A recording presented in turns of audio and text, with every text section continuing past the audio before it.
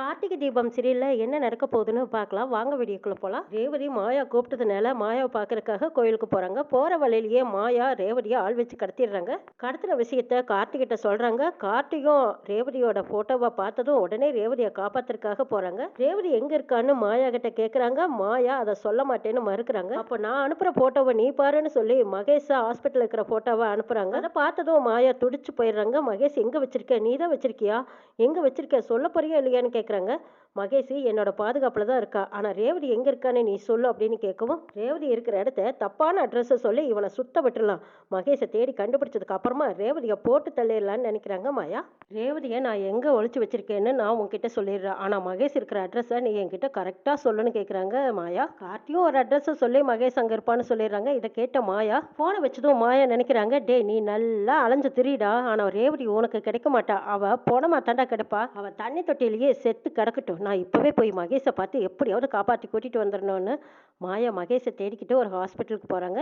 கார்த்தி சொன்ன ரூமில் போய் பார்க்குறாங்க. அங்கே பெட்டு காலியாக இருக்குது. என்னது, இந்த ஹாஸ்பிட்டலில் இந்த ரூமில் தானே இருக்கிறதா சொன்னான் மகேஷ், இங்கே காணுமே, ஒருவேளை வேறொரு பெட்டில் இது மாற்றிருப்பாங்களா, சரி எதுக்கு ரிசப்ஷனில் கேட்டு பார்க்கலான்னு மாயா வெளியில் வந்து ரிசப்ஷன் லேடிக்கிட்ட கேட்குறாங்க. இருங்க மேடம், நான் நோட்டை பார்த்து சொல்கிறேன்ட்டு அவங்க ரெஜிஸ்டர் நோட்டை பார்க்குறாங்க. இல்லை மேடம், அந்த ரூமு 3 நாளாக காலியாக இருக்கா, மகேஷுங்கிற பேரில் எந்த பேஷண்ட்டுமே இல்லைன்னு சொல்லிடுறாங்க. இதை கேட்ட மாயா சரியான கோவத்தில் வெளியில் வந்ததும் உடனே கார்த்திக்கு ஃபோன் பண்ணுறாங்க.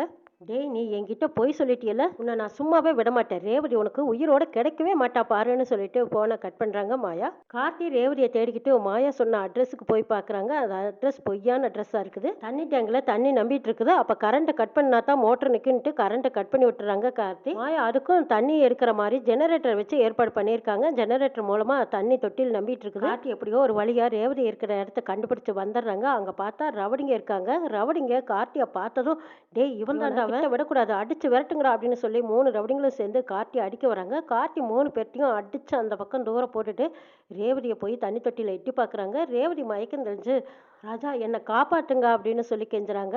அடுத்தது கார்த்தி கை கொடுத்து ரேவதியை காப்பாற்றிடுறாங்க.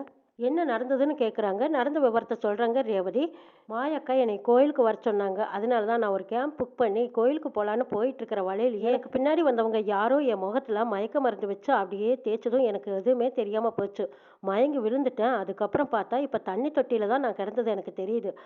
மயக்கம் தெரிஞ்சு பார்க்கும்போது என்னோட உயிருக்கு ஆபத்துன்னு எனக்கு புரிஞ்சுது. ஆனால் யார் இப்படி பண்ணினாங்கன்னு எனக்கு தெரியலைங்கிறாங்க. வேறு யார், எல்லாம் மாயாதாங்கிறாங்க. அவங்க எதுக்காக என்னை கொல்லணும் அப்படின்னு கேட்கவும், எல்லாம் சொல்கிறேன் வா அப்படின்னு கார்த்தி ரேவதியை கூட்டிட்டு போறாங்க. ரேவதியும் கார்த்தியும் மாயா இருக்கிற இடத்துக்கு போறாங்க. ரேவதி நீ ஒரு 2 நிமிஷம் இங்கேயே நில்லு, நான் மாயா கிட்ட பேசிட்டு வரேன்னு சொல்லி கார்த்தி தான் முன்னாடி போறாங்க. போனதும் மாயா கார்த்தியா பார்த்ததும் சரியான கோபத்துல, வாடா வா, என்கிட்டயே பொய்யான அட்ரஸை கொடுத்தியா, மகேஷ்னா எனக்கு எவ்வளவு உயிர்னு தெரியுமா, மகேஷ் எங்கடா ஒளிச்சு வச்சிருக்கேன், எனக்கு எதுக்குடா தப்பான அட்ரஸா கொடுத்தேன்னு சீறி பாஞ்சுக்கிட்டு போறாங்க. நான் மகேஷை எவ்வளவு லவ் பண்ண தெரியுமா, மகேஷ் கூட சேர்ந்து வாழணும்னு எவ்வளவு ஆசைப்பட்டேன் தெரியுமா, மகேஷ் கூட சேர்ந்து வாழ முடியாம பண்ணிட்டியடா, நான் உன்னை சும்மா விட மாட்டேன்டா, நீ ஏற்காடு போன போது கூட ரேவதியை கடத்தி வச்சுட்டு அப்போ கூட மகேஷ் எங்கேன்னு கேட்ட, அப்பவும் நீ சொல்லலை, ரேவதியை மலையிலிருந்து தள்ளி விட பார்த்த, அப்பவும் நீ உண்மையை சொல்லலை, அங்கே வந்து நீ ரேவதியை காப்பாற்றிட்ட, ஆனால் எப்பவும் ரேவதியை காப்பாற்றிடலான்னு மட்டும் நினச்சிட்டு இருந்தாது. என்னைக்கு இருந்தாலும் ரேவதியை நான் கொல்லாமல் விட மாட்டேங்கிறாங்க மாயா. மகேஷை நான் எந்த அளவுக்கு நேசித்தேன் தெரியுமாங்கிறாங்க. அப்படி இருக்கிற நீ எதுக்கு மகேஷுக்கு ரேவதிக்கும் கல்யாணம் பண்ணி வைக்க முடிவு பண்ணேன்னு கேட்குறாங்க கார்த்தி. டே மொட்டாள், அது நடிப்புடா, மகேஷ் ரேவதியை காதலிக்கிற மாதிரி நடிக்க வச்சு அவளை கல்யாணமும் பண்ணிட்டு அவ பேர்ல இருக்கிற சொத்தெல்லாம் மகேஷ்க்கு வரும், மகேஷ் நானும் ஜாலியா சந்தோஷமா அனுபவிக்கணுங்கிறதுக்காகத்தான் ரேவதியை காதலிச்சு கல்யாணம் பண்ண முடிவெடுத்தா மகேஷ். இது எல்லாமே நானும் மகேஷும் சேர்ந்து நடிச்ச நாடகடா. மகேஷ் ரேவதியை கல்யாணம் பண்ணிக்கிறக்கலாமே, நீ தான் வந்து காரியத்தையே கெடுத்துட்டியே, எங்களோட பிளான் எல்லாம் சொதப்பி மகேஷ் மட்டும் ரேவதியை கல்யாணம் பண்ணியிருந்தா இன்னைக்கு நாங்க 2 பேரும் எவ்வளவு ஜாலியா நிம்மதியா சந்தோஷமா பணம் காசோட எப்படி செல்வாக்கா வாழ்ந்துருக்கோம். நீங்க 2 பேரும் சந்தோஷமா வாழ்றதுக்கு அப்ப ரேவதி என்ன பண்ணுவான்னு கேட்கவும், ரேவதியை அவ வீட்டுக்கே அனுப்பி வைக்க வேண்டியதான், அவ கூட எப்படி மகேஷ் வாழ்வான், மகேஷ் என்னத்தான் உயிரா நினைச்சிட்டு இருந்தான், நாங்க 2 பேரும் தான் சேர்ந்து வாழ்றதாவோ இருந்தோம், ஆனா எல்லா காரியத்தையும் கெடுத்த உன்னை நான் சும்மா விட மாட்டேன்டா அப்படின்னு சீறி பஞ்சிட்டு இருக்கும்போது ரேவதி வர்றாங்க. வந்ததும் அப்படியே மாயாவுக்கு தூக்கி வாரி போடுதும், ஐயோ நாம பேசுனது எல்லாம் ரேவதி இவ்வளவு நேரமா கேட்டுட்டு தான் இருந்தாளா அப்படின்னு பார்த்துட்டு, ரேவதி அது வந்து அப்படின்னு சொல்ல வராங்க. போது நிறுத்து, நீ எவ்வளவு நல்லவன் நினைச்ச, ஆனா அந்த மகேஷ் ஒரு நல்லவன் நினைச்ச, அவனை நான் போய் காதலிச்சேன் பாரு, என் புத்தியை செருப்பால் அடிக்கணும், நீங்க 2 பேரும் இவ்வளவு கேடு கெட்டவங்களா, உங்களை போய் நான் நம்பினேன், எங்க அம்மா ராஜா இவங்க எல்லாரும் சொன்ன போது கூட நான் உங்க 2 பேர்த்தையும் விட்டு கொடுக்காம எவ்வளவு பெருமையா பேசினேன் தெரியுமா, மகேஷ் நான் உண்மையே நேசிச்சேன். எனக்கு காட்டின நன்றி விசுவாசமா இது. உங்களுக்கு அப்பப்ப தேவைங்கிற போதெல்லாம் நான் பணம் காசெல்லாம் எடுத்து எடுத்து கொடுத்தேன். இப்படி ஒரு துரோகத்தை பண்ண உங்களுக்கு எப்படித்தான் மனசு வந்தது? நீ எல்லாம் ஒரு பொம்பளையா? கொழுந்தனார மகனாட்ட பார்க்க வேண்டிய நீ இவ்வளவு ஒரு அசிங்கமான எண்ணத்தோட இருந்திருக்கியே. இப்படிப்பட்ட முன்னாடி நின்று பேசுறக்கே நான் அசிங்கமா நினைக்கிறேன். இவ்வளவு தூரம் கேவலப்பட்டதுக்கு அப்புறமும் நீ எல்லாம் உயிரோடு இருந்துதான் என்ன பிரயோஜனம்னு சொல்லிட்டு போறாங்க ரேவதி. ரேவதி நீ என்ன வேணாலும் பேசிக்கோ, எனக்கு அதை பத்தி எல்லாம் கவலையே கிடையாது. எனக்கும் மகேஷ் வேணும். எல்லா உண்மையும் இப்பதான் உனக்கு தெரிஞ்சு போச்சே. நானும் மகேஷும் காதலிச்சது உண்மை. 2 பேரும் புருஷன் பொண்டாட்டியா வாழ்ந்தது உண்மை. இதுக்கப்புறமும் உன்கிட்ட மறைக்கணுங்கிற அவசியம் எனக்கு கிடையாதுங்கிறாங்க மாயா. அடைச்சி இதெல்லாம் என்கிட்ட சொல்றியே, உனக்கெல்லாம் வெக்கமாவே இல்லையா? நீங்க ஒரு பொம்பளைன்னு சொல்றதுக்கே கேவலமா இருக்குன்னு சொல்லிட்டு ரேவதியும் கார்த்தியும் அங்கிருந்து போறாங்க. ரேவதி கார்த்தி கிட்ட கேக்குறாங்க, ஆமா மாயா இவ்வளவு தப்பானவன்னு உனக்கு தெரிஞ்சிருந்தோம், நீ என்கிட்ட இதை பத்தி நீ சொல்லவே இல்லை. நீ சொன்ன போதெல்லாம் நான் நம்பவே இல்லை. ஆனா நீயும் பெருசா எடுத்துக்காம எப்பவாவது ஒரு நாள் உண்மையை நிரூபிக்கிறேன்னு சொன்னையே தவிர இது வரைக்கும் இவங்க இப்படிப்பட்டவங்களா இருப்பாங்கன்னு என்கிட்ட சொல்லலையே ஏன்னு கேக்குறாங்க. ஆமா ரேவதி, நீ நம்பிக்கை வச்சிருந்த, நான் சொன்னாலும் நீ நம்ப போறதில்ல. நீயா தெரிஞ்சுக்கிற வரைக்கும் நான் பேசாம அமைதியா இருந்துட்டேங்கிறாங்க. எங்க அம்மா சொன்ன போதெல்லாம் நான் உன்னை தப்பா புரிஞ்சுக்கிட்டது என்னோட பெரிய தப்பு. மகேஷையும் மாயாவையும் நம்பினது பெரிய முட்டாள்தான். மாயா இவ்வளவு மோசமானவளா இருப்பான்னு நான் நினைச்சு கூட பார்க்கலன்னு சொல்லிக்கிட்டு வராங்க ரேவதி. வீட்டுக்கு வந்து பார்க்கும்போது அங்க சிவனாண்டி இருக்காங்க. சந்திரா, சாமுண்டேஸ்வரி இவங்க எல்லாருமே ஏதோ ஒரு கோபத்தோடும் குழப்பத்தோடும் நின்றுட்டு இருக்காங்க. அப்ப கார்த்தி வந்ததும் சிவனாண்டி ரொம்ப இலக்காரமாவும் கேவலமாவும், வாப்பா வா, ராஜா சேதுபதியோட பேரனே, என்னத்தான் நாங்க எல்லாரும் எதிர்பார்த்துக்கிட்டு காத்திருக்கோங்கிறாங்க. எனக்கு எதுக்கு எதிர்பார்த்து இருக்கிறீங்கன்னு கேக்குறாங்க கார்த்தி. முக்கியமான ஆதாரத்தை இதோ சாமுண்டீஸ்வரி கிட்ட கொண்டு வந்து காட்டியிருக்கேன், அவங்க கேட்பாங்க, அதுக்கு நீ பதில் சொல்லுங்கிறாங்க. இங்க பாருடா, நீதான் ராஜா சேதுபதியோட பேரனா? அந்த கிழவி கூட நீ நின்று போட்டோ எடுத்திருக்க பாரு அப்படின்னு சொல்லி சந்திரா கையில வச்சிருந்த போட்டோவை கார்த்திக்கு முன்னாடி தூக்கி வீசுறாங்க.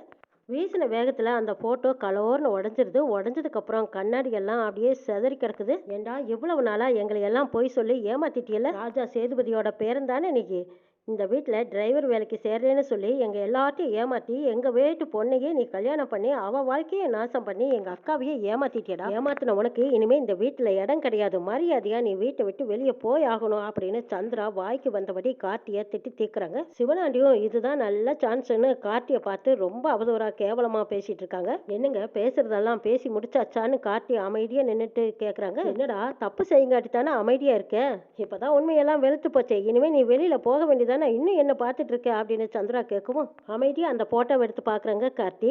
என்னடா வேற ஏதாவது பிளான் பண்ணி சொல்லலான்னு இருக்கியா? அந்த போட்டோல இருக்கிறது நீ தானே, இல்லைன்னு சொல்லிடுவியா என்ன அப்படின்னு சந்திரா கேட்கவும் கார்த்தி அமைதியாவே அந்த போட்டோவை அப்படி ஸ்டிக்கர் மாதிரி எடுக்கிறாங்க. எடுத்ததும் அதுக்கு கீழே இளையராஜா போட்டோ தான் இருக்கு. தாத்தா, பாட்டி, இளையராஜா 3 பேர் இருக்காங்க. இளையராஜாவுக்கு மேலதான் கார்த்தியோட போட்டோவை ஒட்டியிருக்காங்க. அதை காட்டுனதும் எல்லாரும் திகச்சு போய் நிக்கிறாங்க. அதிர்ச்சியோடவும் ஆச்சரியமாவும் பார்த்துட்டு இருக்காங்க. என் போட்டோவை கொண்டு வந்து ஒட்டி வச்சு அத்தையை நம்ப வைக்கிறதுக்காக இப்படி எல்லாம் ஏங்க டிராமா பண்ணீங்கன்னு ஒரே ஒரு கேள்வி கேட்குறாங்க கார்த்தி. சிவனாண்டிக்கும் சந்திரா முகத்துலயும் ஆடல அப்படியே மூஞ்சில கரிய பூசின மாதிரி மூக்க உடஞ்சு கீழே விளறது நல்லாவே தெரியுது. 2 பேரும் மூக்கு உடப்பட்டு நிக்கிறாங்க. அப்பதான் ராஜராஜன் கேட்குறாங்க, ஏன் சந்திரா அப்படியே எப்ப பார்த்தாலும் அசிங்கப்படுத்தணும்னே நீ முடிவு பண்ணிட்டியா?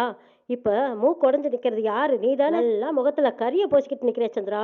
மாப்பிள்ளைய பத்தி என்னெல்லாம் தப்பு தப்பா பேசினேன். இப்போ மாப்பிள்ளை அந்த போட்டோவை காட்டுறாங்க பாரு, அதுல அவங்க பேர் நினைக்கிறது யாரு? எப்ப பார்த்தாலும் மாப்பிள்ளைய தப்பா பேசுறதே உனக்கு வழக்கமா போச்சு இல்லையா அப்படின்னு ராஜராஜன் கேட்கவும் சந்திரா சமாளிக்கிறதுக்காக சாமுண்டீஸ்வரி கிட்ட சொல்றாங்க, அக்கா இதையெல்லாம் நம்பாதக்கா, அந்த போட்டோவில் இவன் தான்க்கா ஏதோ சதி பண்ணி வச்சுட்டான், இப்போ எல்லாருக்கிட்டையும் மாட்டிக்கிட்டோன்னு சொல்லி அதுல இருக்கிற போட்டோவை எடுத்திருக்காங்கக்கா. அக்கா இது உண்மைக்கா, இவன் தான் ராஜா சேதுபதியோட பேரக்கா, இல்லைன்னு மறுக்கவே முடியாதுக்கா, இதுதான்க்கா உண்மை, நான் சொல்றதுதான் உண்மை அப்படின்னு சந்திரா அவங்களுக்கு வரைக்கும் சொல்றாங்க. சாமுண்டீஸ்வரிக்கு வந்ததே கோபம்.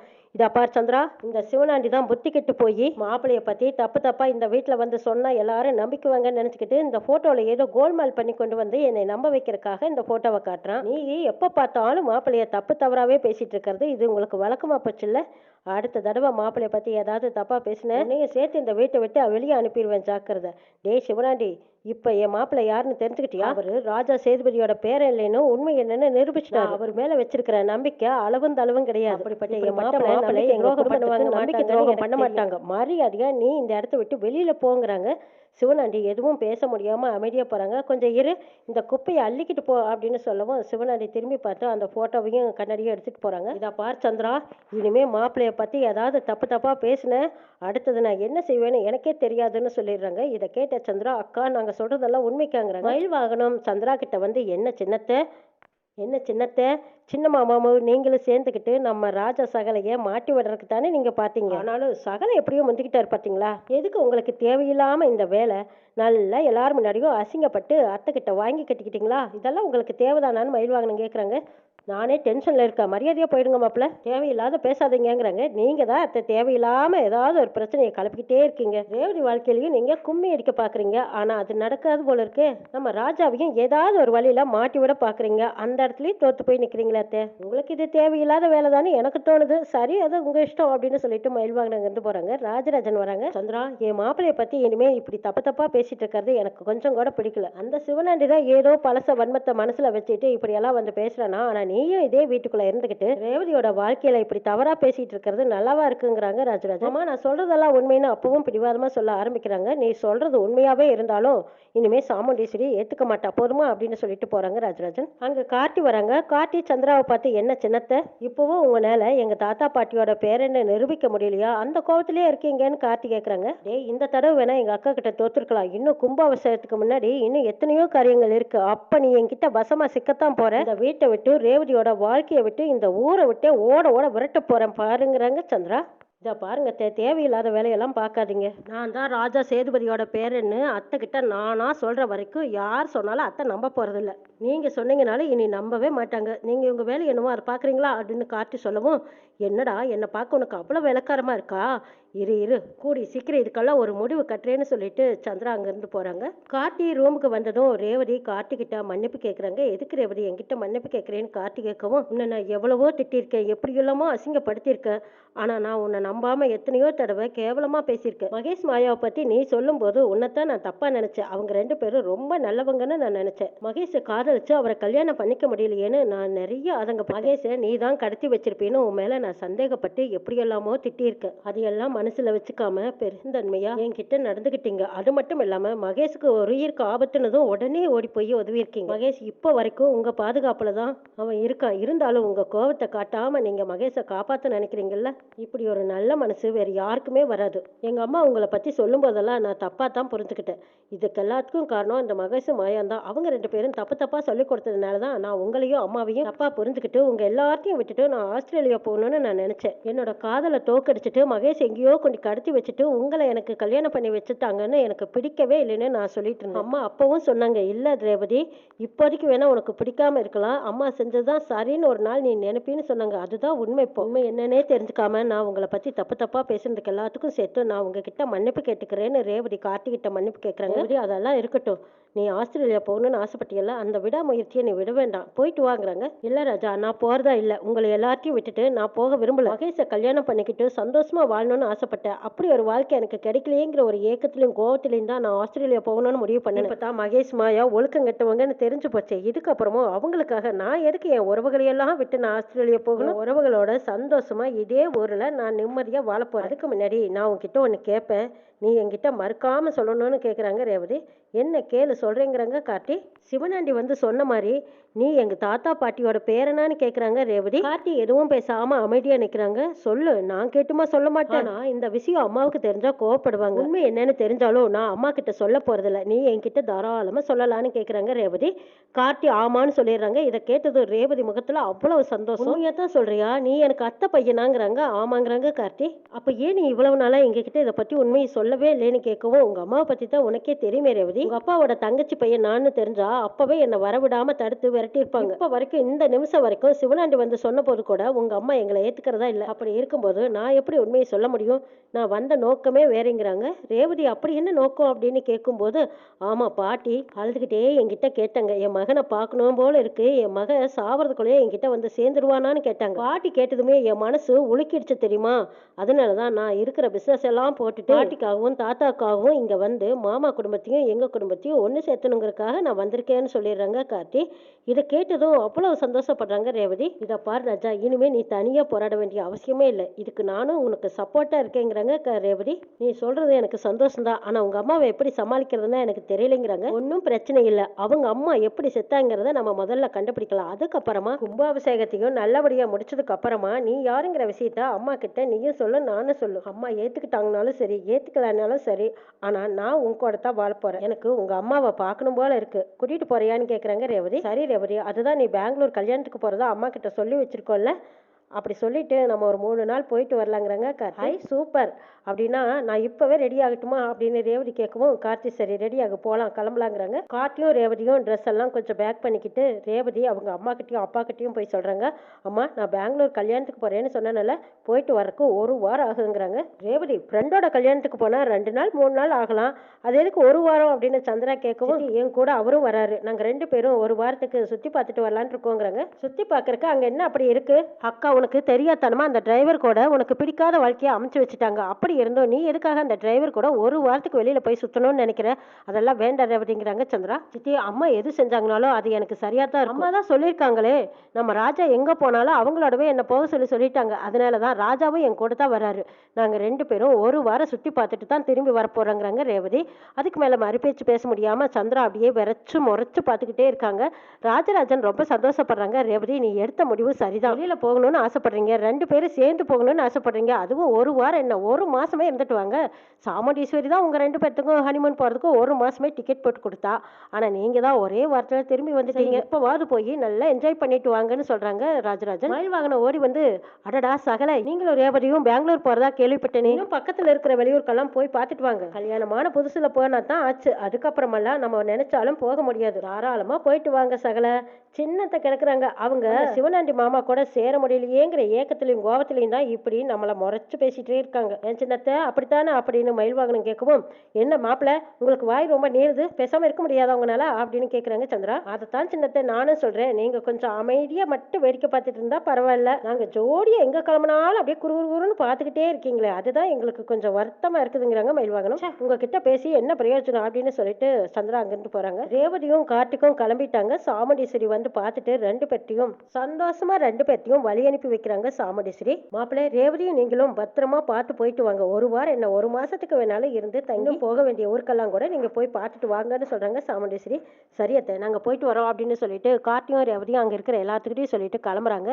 ரேவதி சந்தோஷமா மாமியாரை பார்க்கறதுக்காக ரேவதி கிளம்புறாங்க. கிளம்பும் போது ராஜராஜன் கிட்ட வந்து, அப்பா நான் இன்னைக்கு உங்க தங்கச்சி ஊருக்கு போறேன், இன்னைக்கு அவங்க வீட்டை போய் பார்க்க போறேன். பிசினஸ் எல்லாம் கூட பெரிய லெவல்ல இருக்காமே, நிறைய கம்பெனிகள் எல்லாம் ஏகப்பட்ட கம்பெனி இருக்குன்னு சொன்னாங்க. அத்தையோட கம்பெனி வீடு எல்லாமே நான் சுத்தி பார்த்துட்டு வரலான் இருக்கேங்கிறாங்க. ராஜராஜனுக்கு அளவில்லாத சந்தோஷம்.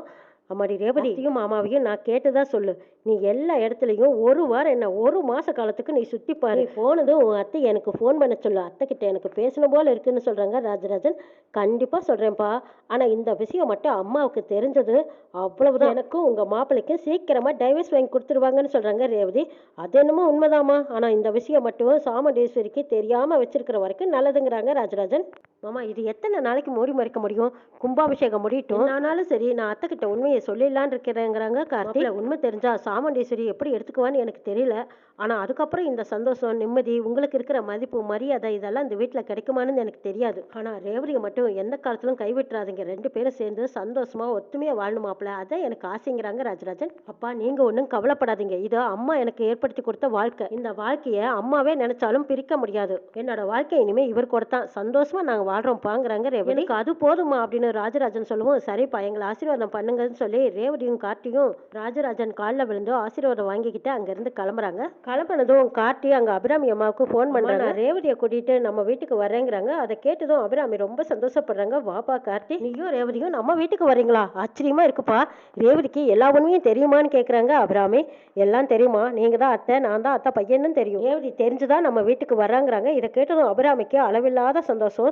என் அண்ணன் பொண்ணு வாரன்னா எனக்கு எவ்வளவு சந்தோஷமா இருக்கு தெரியுமா, சரிப்பா கூட்டிட்டு வா, ஆனா இந்த விஷயம் அன்னைக்கு தெரியுமான்னு கேட்குறாங்க அபிராமி. அத்தைக்கு எதுவும் தெரியாது, கும்பாபிஷேகம் முடியிற வரைக்கும் இந்த விஷயம் எதுவும் தெரிய வேண்டாம், கும்பாபிஷேகம் முடிஞ்சதுக்கு அப்புறமா எல்லா உண்மையும் எல்லாரும் சொல்லிடலான்னு இருக்கோங்கிறாங்க கார்த்தி. ஐயோ, அன்னைக்கு மட்டும் இந்த விஷயம் தெரிஞ்சதுன்னா நிச்சயமா உங்க 2 பேர்த்தையும் சேர்ந்து வாழ விட மாட்டாங்களே கார்த்திங்கிறாங்க. இல்லம்மா, ரேவதிக்கு உண்மை தெரிஞ்சதுனால இனிமே என்ன பிரச்சனை வந்தாலும் நான் பாத்துக்கிறேன்னு சொல்லிட்டா ரேவதி, அதனால எங்களை பிரிக்க சான்ஸ் கிடையாதுன்னு சொல்லிடுறாங்க கார்த்தி. அதை கேட்ட அபிராமி ரொம்ப சந்தோஷப்படுறாங்க.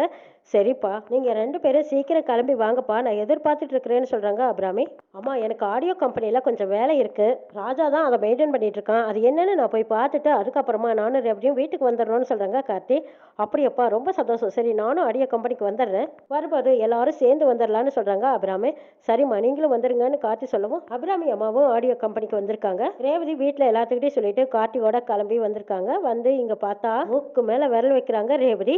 இவ்வளோ பெரிய கம்பெனியா உங்க கம்பெனி அப்படின்னு ஆச்சரியமா கேட்குறாங்க. ஆமா ரேவதி, இது என்ன ஆச்சரியம், இது மாதிரி நிறைய இடங்கள்ல நம்ம கம்பெனி தான் இருக்கு, இது புதுசா நான் என் தீபாவுக்காக வாங்கின ஆடியோ கம்பெனின்னு சொல்றாங்க. இதை கேட்டதும் ரேவதிக்கு தூக்கி வாரி போடுது. இது உங்க தீபாவா அப்படின்னு கேட்கவும், ஆமா என்னோட முதல் மனைவி தீபா, ஒரு நல்ல பாடகி, அவளுக்கு அருமையான குரல், அந்த மாதிரி குரல் எல்லாத்துக்கும் கிடைச்சிடாது.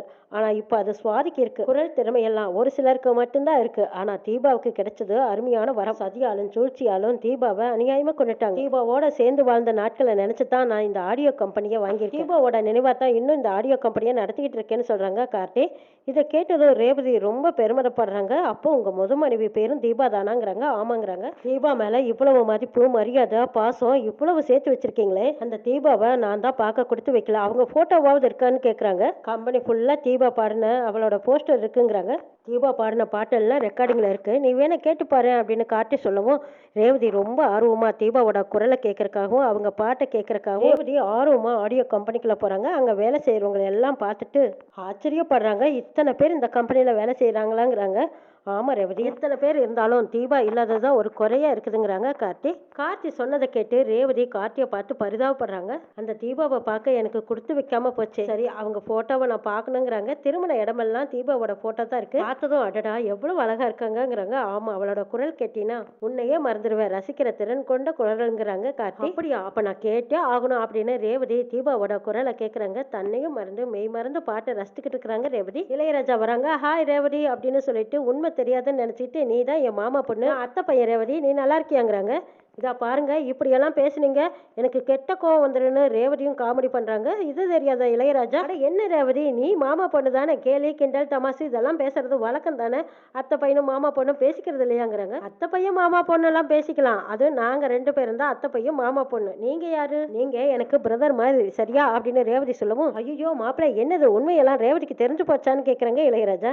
டேய் அதெல்லாம் அப்பவே தெரியுண்டாங்கிறாங்க. கார்த்தி சொன்னது இளையராஜா அங்கிருந்து சமாளிச்சுட்டு, சரி ரேவதி நான் வரேன் அப்படின்னு சொல்லிட்டு அங்கிருந்து போறாங்க. அபிராமி அம்மாவும் வராங்க. அபிராமி கிட்ட ரேவதி ஆசீர்வாதம் வாங்குறாங்க. ரேவதி உனக்கும் கார்த்திக்கும் கல்யாணம் நடந்ததை என்னால பார்க்க முடியல, நீங்க 2 பேரும் ஜோடியா வந்து நிக்கிறத பார்க்கும்போது எனக்கு எவ்வளவு சந்தோஷமா இருக்கு தெரியுமா ரேவதி, எனக்கு ஒரு ஆசை, அண்ணியோட மனசு மாதிரி என் அண்ணன் குடும்பமே எல்லாரும் எங்க வீட்டுக்கு வந்தா எவ்வளவு சந்தோஷமா இருக்குங்கிறாங்க அபிராமி. கவலைப்படாதீங்க, கண்டிப்பா எல்லாத்தையும் ஒரு நாள் நான் கூட்டிட்டு வருவேன், எங்க அம்மா அப்பா என் தங்கச்சி அக்கா எல்லாரும் உங்க வீட்டுக்கு வரும். தாத்தா பாட்டி ஊர்ல கும்பாபிஷேகம் நடக்குது இல்லையா, அந்த கும்பாபிஷேகத்துக்கு நீங்களும் வாங்க, உண்மையெல்லாம் புரிய வச்சுட்டு நம்ம எல்லாரும் ஒன்னா சேர்ந்து ஒத்துமையா இருக்கலாங்க தேங்கிறாங்க ரேவதி. என்னமோமா நீ ஆசைப்படுற நானும் ஆசைப்படுறேன், ஆனா அண்ணியோட மனசுல என்ன நினைக்கிறாங்கன்னு தான் தெரியவே மாட்டேங்குது, கண்டிப்பா சேர்றதுக்கு விட மாட்டாங்களோன்னு எனக்கு பயமா இருக்குது ரேவதிங்கிறாங்க அபிராமி. அம்மா நீங்க ஒன்றும் பயப்பட வேண்டாம், கண்டிப்பா சாமுண்டீஸ்வரி அத்தை ஒரு நாள் புரிஞ்சுக்குவாங்க.